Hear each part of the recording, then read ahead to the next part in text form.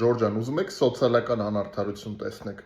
տեսեք։ Ավրորա Նյուզի փոխանցման ազգային ժողովի նախկին падգամավորներից այս պահին կենսաթոշակ է ստանում 189։ Падգամավորների միջին ամսական թոշակը ըստ աշխատանքի եւ սոցիալական հարցերի նախարարության մոտ 190,000 դրամ է։ Падգամավորական ամենացածր թոշակը 157,000 դրամ է։ Հիշեցնենք, որ Հայաստանում սահմանված նվազագույն թոշակը 36,000 ՀՀ դրամ է։ Ժորժան, հետաքրքիր է, չէ՞ ստացվում։ Падգամավորները ստանում են այդքան թոշակ, որքան որ ասվեց տեսանյութում, իսկ մարդիկ 36,000 դրամ թոշակ են ստանում։